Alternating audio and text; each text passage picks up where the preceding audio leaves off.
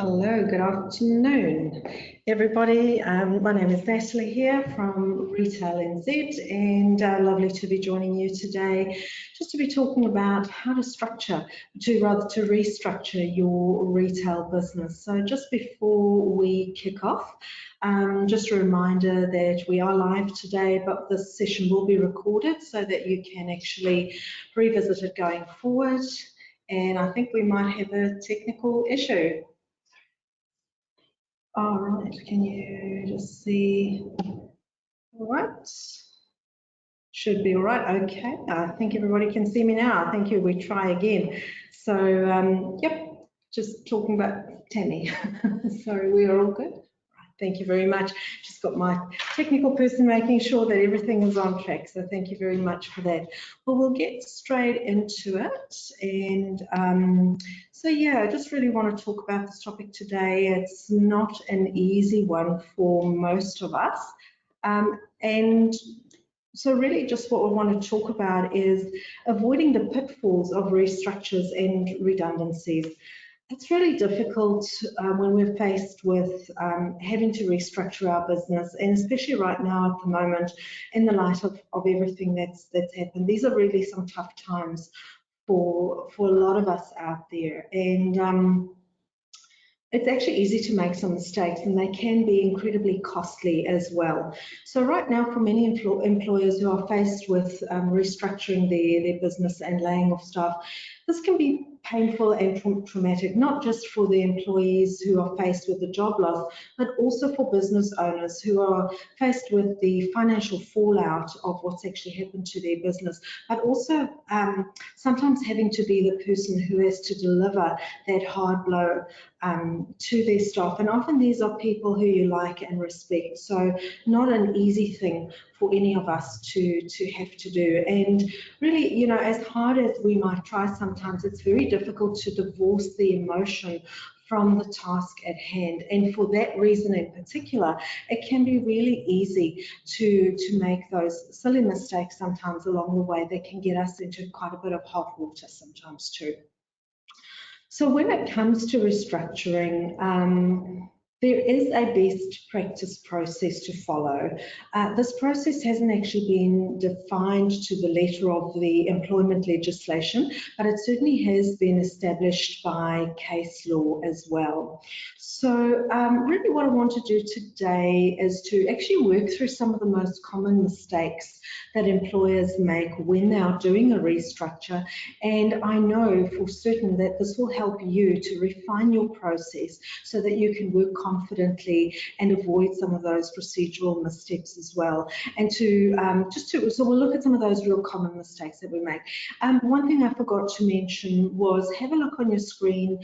You will be able to ask some questions. So if you've got anything specific there for me, certainly bring those up and I'll try and accommodate those and answer as many of those at the end as possible. And even if we don't get through all of them, all questions will be answered and they'll be emailed out to you as well.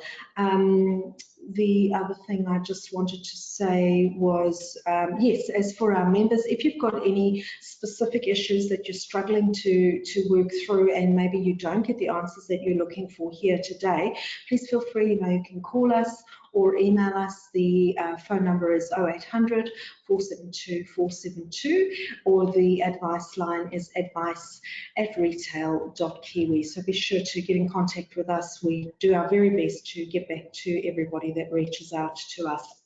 All right, so getting back to what I was talking about, messing up a restructure can really lay you bare and open you up for disputes and personal grievances from disgruntled employees, and this can end up costing you a great deal, not just in personal time and effort, but a great deal in money as well. For instance, one case that I know of, the employment court actually ordered an employer to pay an employee $85,000 for a flawed process. So this is all really about process. And so this is what I want to do today, is to just make sure that you iron out your process and get it as right as you possibly can. So let's quickly have a look. I wrote through about 10 common mistakes that people often make. And the first one I want to have a look at today is not having a genuine commercial reason for doing the restructure in the first place.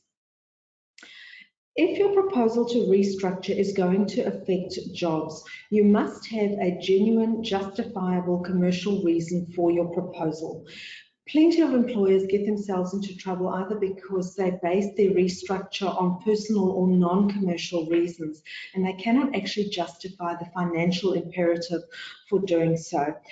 Justifiable reasons are things, and they usually refer to financial reasons. So, for example, if your businesses, come under some financial pressure and there are financial restraints due to things like loss of income or the inability to trade, as what we've seen now with COVID-19 as well, or losing money, or you need to cut costs to essentially keep the ship afloat. Whatever your commercial justification is, if it is challenged, the Employment Relations Authority and the Employment Court will look very, very closely at it, and they will penalise you if your reason is not legitimate or you have insufficient evidence to actually back up your arguments. So you really want to be building a watertight case in case you have an employee who maybe does become disgruntled and they raise a grievance against you.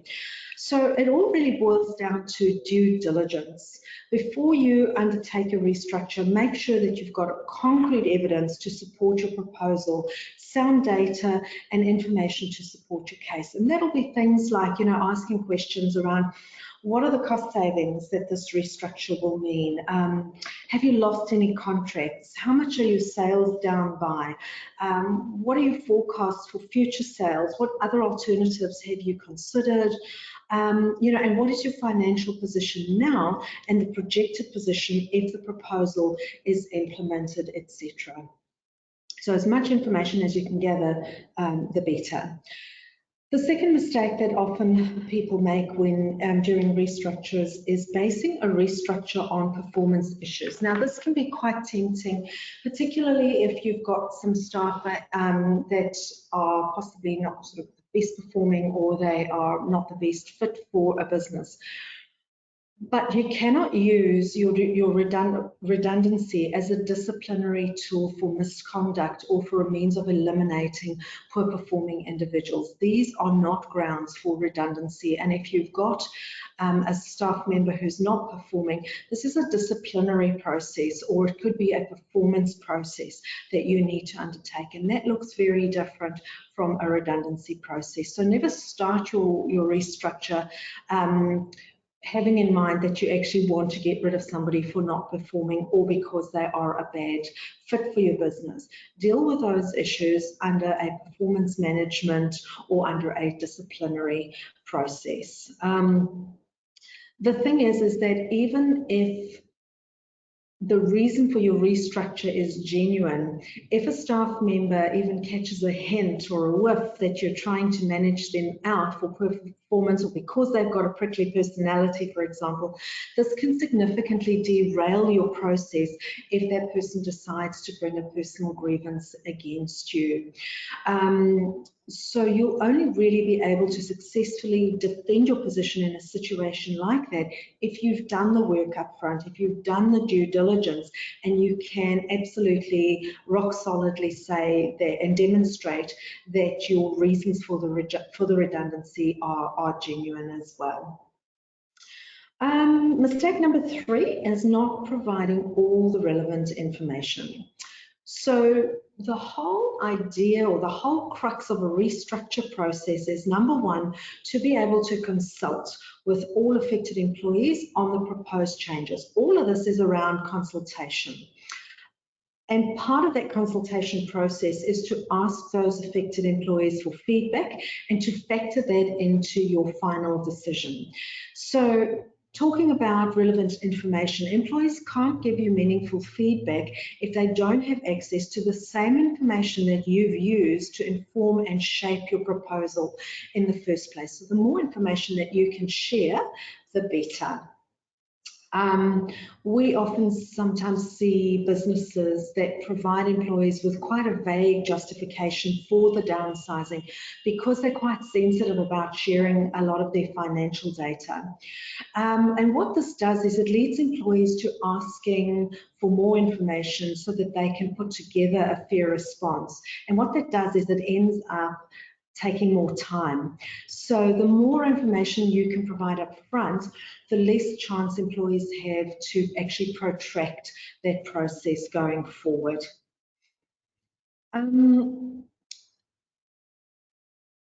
Yeah, and the thing is, if people are actually asking you for more information, you need to consider whether that is reasonable for them actually to receive and to be privy to that information as well. If you help people understand why something is going to be done or why something is being done, they're far more likely to accept it if they have the hard facts and the data. And that tends to reduce the suspicion and the speculation and the doubt. Just remember, through all of this, you've got to be dealing with people in good faith. And so giving them the information that they need so that they can respond to your proposal is part of dealing with them in good faith as well. You can, of course, withhold some private or sensitive information, for example, like the salaries that other people are earning. But anything that is relevant to the decision-making process, by law, you are in fact required to share with them. So just be careful around how you deal with that information as well. Another thing that you want to include in your proposal as part of those initial discussions is the tools that you'll use to assess team members for any new positions or redundancies. So for example, if you've got 5 people whose jobs are potentially going to be affected, and you've managed to save maybe 3 positions, or you've created 3 new slightly differing positions, how will you select which are going to be the best people for those positions? So think about that right at the beginning, and a good thing to use is something like a skills matrix where you can actually sort of plot and map out people's skills, and so that they can actually help you to make the best decision for the business going forward. Being transparent about things like that is really crucial. The fourth thing we'll look at is the proposal and the consultation. As part of your redundancy process, employees must be consulted before any decision is made to actually implement the plan. Don't be tempted at all to shortcut this consultation process, because I promise you it is not worth the risk. In New Zealand, a restructure is only a proposal until employees have had a chance to give you feedback, and secondly, that the business has genuinely considered those responses. So if people do say, yes, but what about this or that, you know, do your best to really give it some thought and think about it and plug it into like the bigger overall picture. Don't let people get the feeling that you're just doing lip service. Genuinely engage with them. Our process here in New Zealand differs considerably from other countries, most notably Australia. And I mention Australia because we've got so many Australian retailers operating in our retail environment as well. And they're often the ones who can actually get tripped up because their process is so different from ours. And this is an area where they do trip up because sometimes they actually fail to fairly consult with employees under New Zealand employment legislation there as well. All right, so we know that we've got to consult. Our first step, once we have decided, and once we've got all our data together, and you've probably then by this stage will have identified which employees are going to be affected. Step number 1 is meet with those employees who are likely to be affected and go through your proposal with them. Do that before you let the wider team know. That's probably the fairest way to go about your process, or to kick it off anyway. Once the proposed redundancy plan has been provided to the employees, then you want to meet with the affected people again at a later stage to get their feedback and invite them to bring a support person along. Really important is to consider what the person who is affected, what they're going through mentally and emotionally as well, and how that affects them. So don't forget to offer people that they can have a support person along to these meetings as well. Something else that employers often forget to do or are not that cognizant about doing through this part of the process is to take good notes. Especially when somebody is giving you input, have your notepad, have a pen and paper ready and take notes. Let the employer actually see you writing stuff down. If you don't do that, it can be seen or you can be perceived by the employer or by the employee not to be genuine in listening to the feedback that they are providing you. So go through that process. And again, it's not just to do it, it's actually so that you can go back and for yourself to just reflect on what it is that they have given back to you, because sometimes some really good stuff comes out of a consultation process. So don't neglect the skip. Certainly don't skip this step, because failing to consult makes the process unfair. And as I've said, yeah, you genuinely want to consider that input, particularly alternatives to redundancies, because not considering that can be held to be a flaw in your process. So all of these things can actually be ground for a grievance. So you want to be particularly careful around those things as well. And I think the thing just to remember and to be cognizant of that doing this may actually result in you having to change your plan and have further consultations if your plan needs to change significantly. If employees propose, sometimes employees will actually propose things quite differently from what you originally planned. And some of those solutions can be quite viable. And another really good thing about the consultation is that employees often pick up oversights and errors in your plan as well. So if you give them an opportunity to give you some feedback on that, it allows you to change some really significant things along the way as well. And yeah, it's almost a little bit of a safety net, that in and of itself for you too, so don't skip that. And it's also good to remember that you are duty bound to take feedback into account, and it may actually help your business in the long run as well. Another mistake that people often make is not giving employees enough time to respond. Sometimes this is unpleasant. It'll be unpleasant for you, it'll be unpleasant for your employees as well. So sometimes it's almost like we just want to rip that plaster off and get it out of the way, and we want to get on with it. But failing to give people sufficient time to respond is a mistake. It's part of acting in good faith. You want to be following a fair and transparent process and allowing your employees time to consider things and to get advice. You need to give people a reasonable amount of time to go away, consider your plan, get the advice that they need, and giving them time to respond to the proposal should they decide to do so. Now, if any of you have been on any of the other webinars that I've hosted or co-hosted with Greg, you'll know that I often talk about this emotional response that we have, or this very human response that we have, particularly when we're faced with bad news, because losing your job,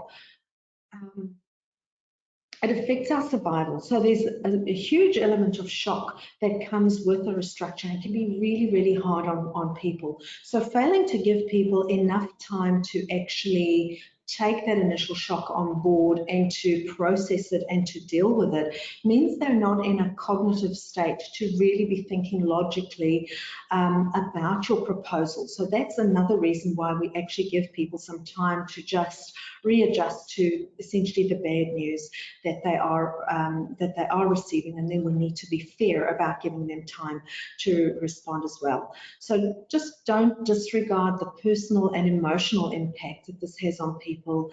And again, you do have a duty of care under health and safety to bear this in mind as you work through your process as well. Unless your changes are a result of an emergency or a massive change to the business, and I know in some cases right now, a lot of our members are in that situation where it is a bit of an emergency due to what has happened with COVID-19. But we recommend an absolute minimum period of between 2 days and 1 week between when you share the proposal with affected employees and actually asking them to come back to you with a response. So 2 days to 1 week would be an absolute minimum that would be considered fair in these circumstances.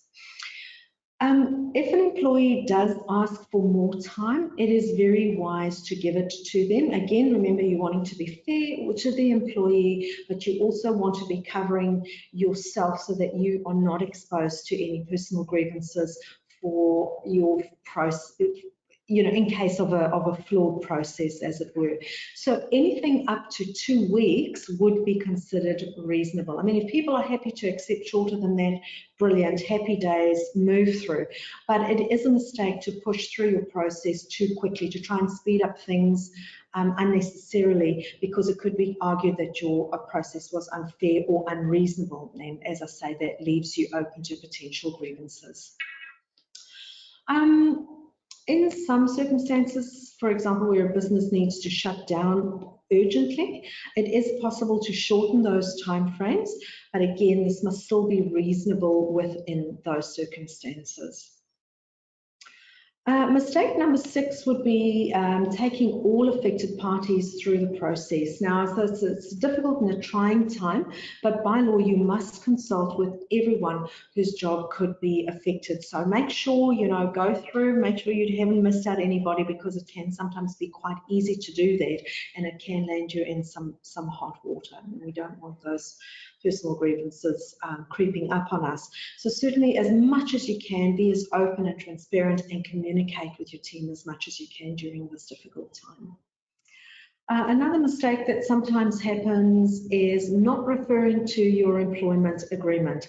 As part of your due diligence, be having a look at your employment agreement, because sometimes you'll come unstuck because you think that something is in your employment agreement, and when you pull it out and you actually have a look at it, you realize that it wasn't there. So you may need to change tack to work strictly within your employment agreement. Just remember that's your contract, and you don't want to be in breach of your contract over there. In addition to your employment agreement, you also want to have a look at your job description, because that forms part of your agreement with your employees as well. And any other provisions that are in that agreement, or especially in the employment agreement, in terms of redundancy, notice period, and compensation. Most employment contracts these days do not offer compensation for redundancies, but particularly if you've got older contracts, some of those might still be in there. So just be very careful that you just know what's in each of those individual contracts as well.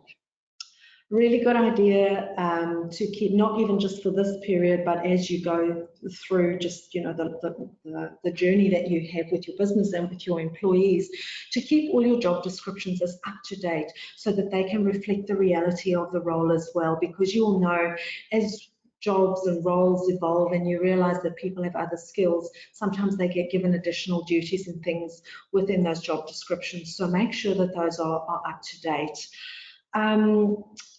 This isn't only important if you are proposing to disestablish roles, but it's also really important if you propose adjusting duties. So you might have to merge 2 roles, and you might go from 2 staff members down to 1 as well. So have a look at what's in people's job descriptions so that you can use that as a basis from which to work for going forward. I think there can be quite a bit of confusion as well around employers' obligation to redeploy employees. So before anyone is made redundant, the employer must genuinely consider the alternatives.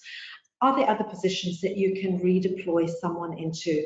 Quite often employees losing their jobs are invited to apply for new roles alongside external candidates. If there is a suitable position available, employees have the right to redeployment uncontested from outside applicants. So what this means is that if there is a role that is substantially similar, it doesn't have to be identical to the role that they are already doing, but if it's even say 80% the same, or even if it is within that employee's capability to do, you run the risk of a personal grievance claim if you don't offer them the role directly. So even if this means upskilling a particular staff member so that they can perform their job, you do actually have to go down that route to see if you can make that happen.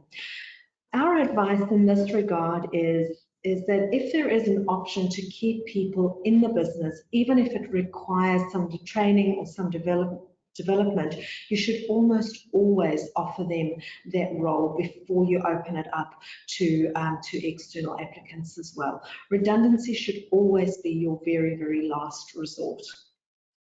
We're nearly there. So a fair and transparent selection process is another little trip up that sometimes people do. Earlier I mentioned sharing tools that you'll use to select team members for new positions or redundancies. So this is again where you've got 5 people and you've only got 3 positions available. Be fully transparent, and you need to be fair about this as well. So know how you're going to do this at the outset of your process and make that known as part of your proposal as well.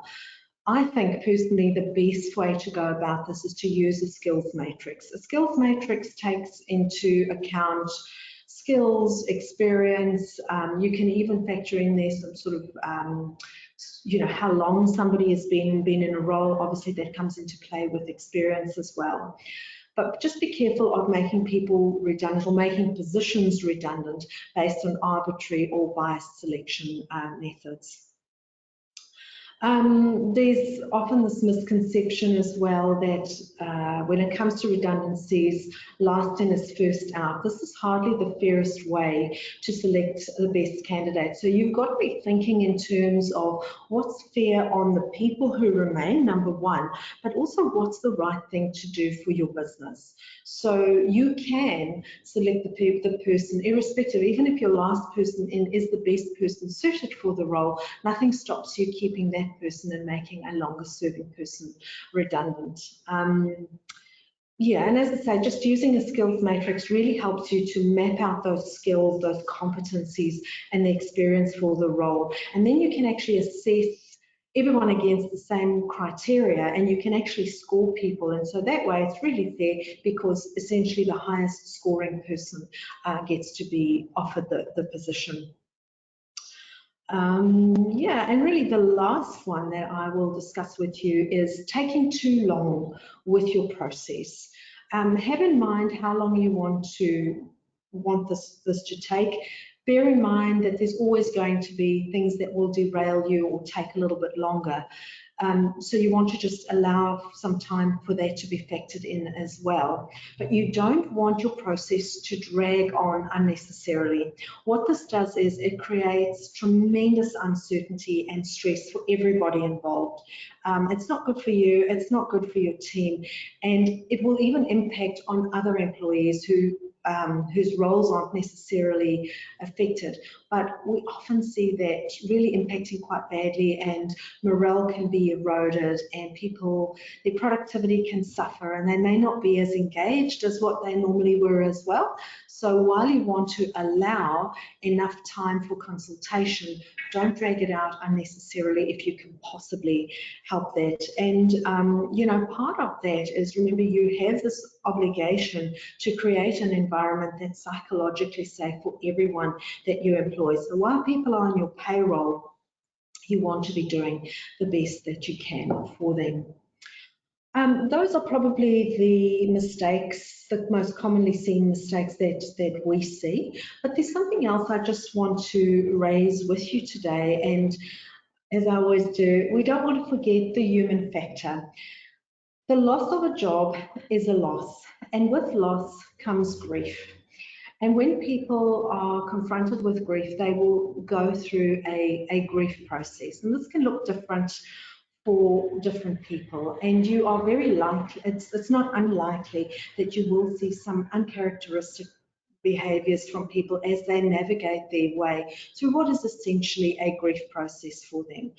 And it'll look different from one person to another. Some people just sort of go into a state of denial, kind of they pretend it's not happening. Other people tend to shut down, they don't want to speak about it. Others might be tearful and sort of, you know, be quite weepy and crying. Others could become quite hostile or angry or even bitter towards you. Others will try and bargain with you. You know, even though you've exhausted all the possibilities, there'll still be people who will be hanging on to this last shred of hope. So the thing to know is that there's no right, there's no wrong. All of this is normal. It's going to take some people longer to adjust to this news than others. Try to be understanding and allow people to feel whatever emotion comes up for them. And as I said earlier, you know, don't forget to invite people, to ask support people to come along to these meetings. If you have an EAP provider, this is what they do. So if you're going to have a group meeting, for example, really, really good practice to have a representative from your EAP provider who can come along. They can stay afterwards, engage with people who are quite upset by it as well. It's also good to remember that EAPs, and if you don't know the jargon, and EAP stands for an Employee Assistance Program. They do a whole lot more than just offer counselling. They can offer services like updating CVs. So think about your employees. If you're in a situation where you have to make somebody's role redundant, who's been in that role for say 20 years, they probably haven't updated their CV in the last 20 years. So this could be something that you can offer in terms of supporting them to transition into a new role if that's what they're going to try and do. If they've been in that role for a long time, they wouldn't have been, if they've been working for you for a long time, they wouldn't have been for an interview, for example, for maybe it's 10 or 20 years. The whole recruitment environment has changed. EAPs can actually do some interview skills training with people who need that.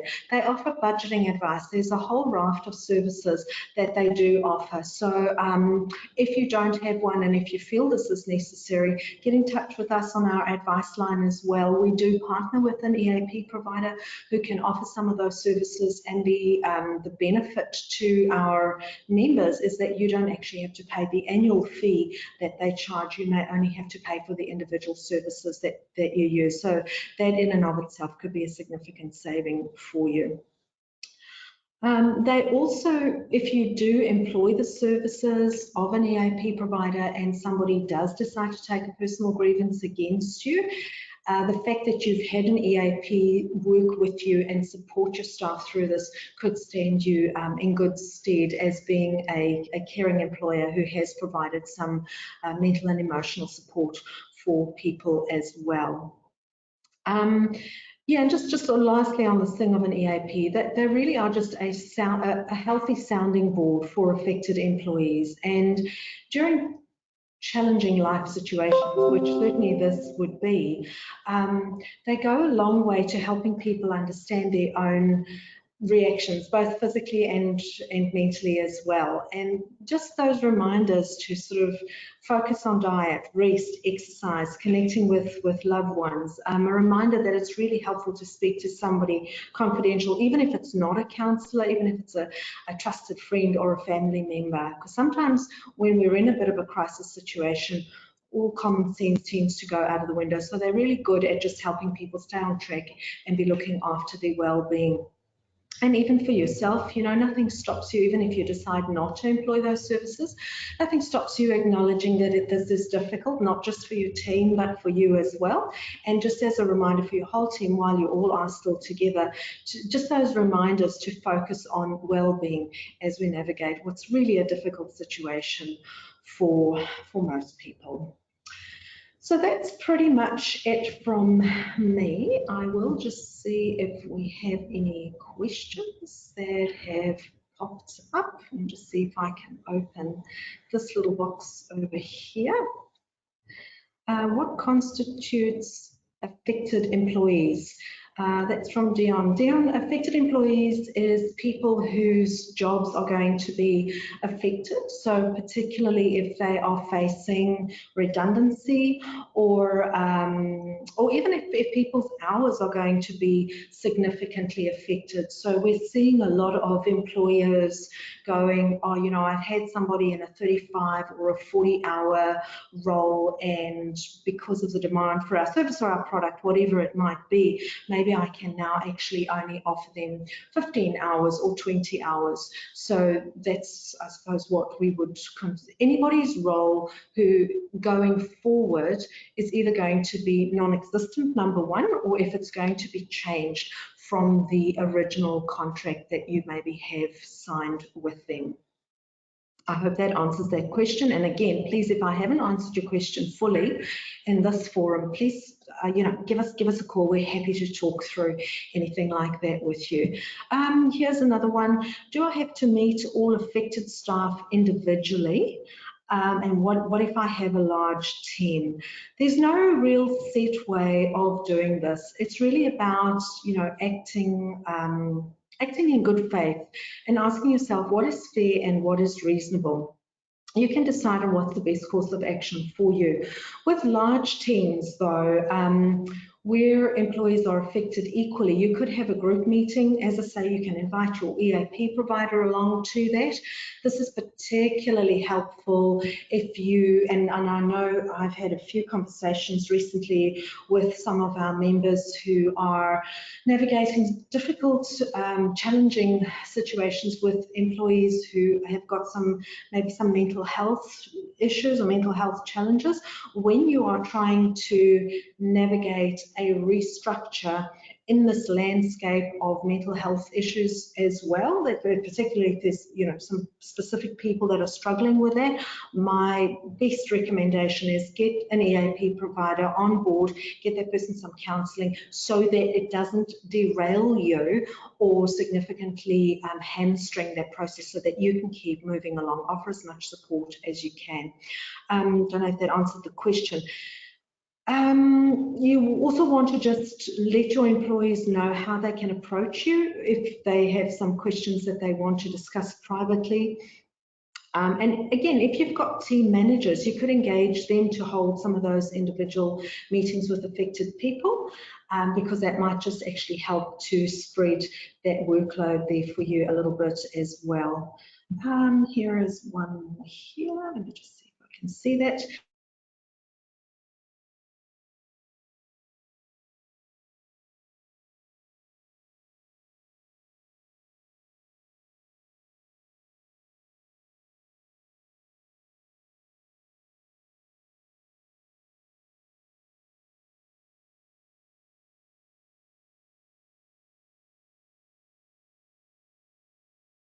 The wording about the person being more suited for the role in terms of experience and skill rather than length of service.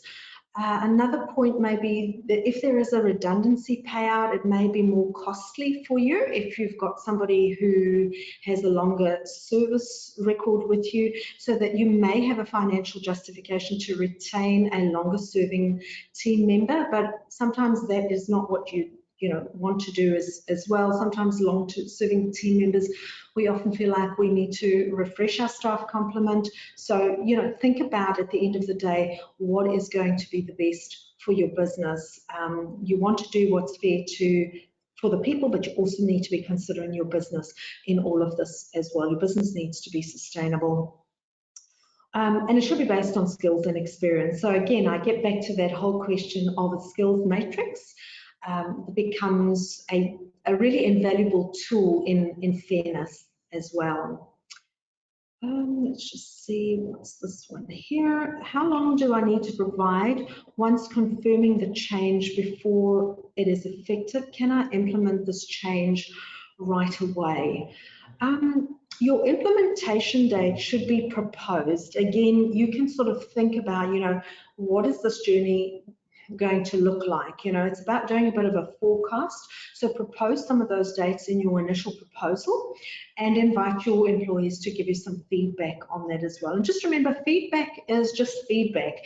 If it's not going to work for you, go back to them and explain why that you've taken their feedback on board, but potentially why it's not going to work. You'll have some good reasons for that. And most people, if you give them reasons, if you help them understand the why, they're less likely to give you that kickback essentially as well.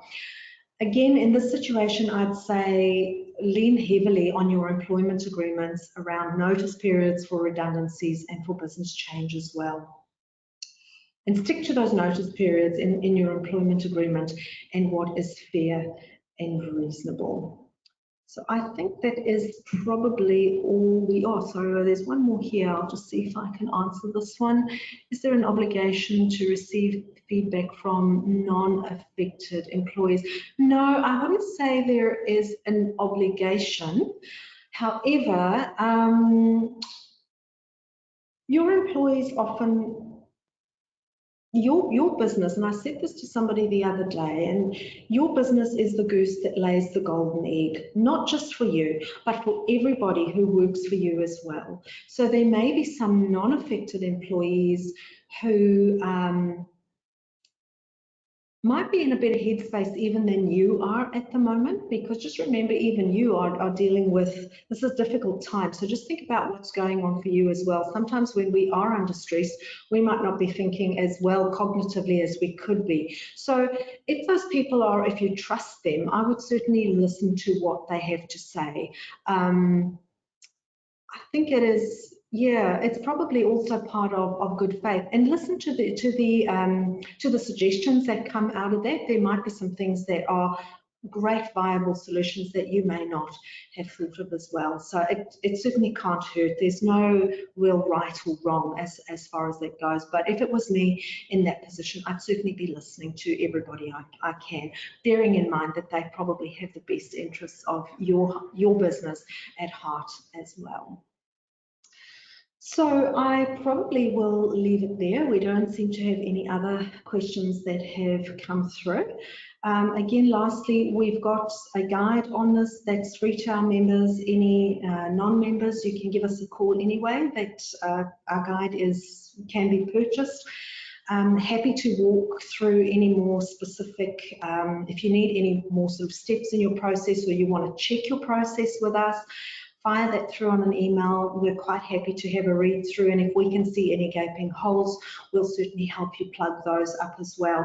So if you want to contact us, our best contact number is 0800 472 472. Alternatively, fire through an email to advice. Can't remember it now, advice@retail.kiwi. All right, guys, thank you very much. Enjoyed being with you this afternoon, and good luck. And yeah, it's a difficult time for all. So just one last reminder, just be looking after yourself in this through this difficult time as well. Cheers.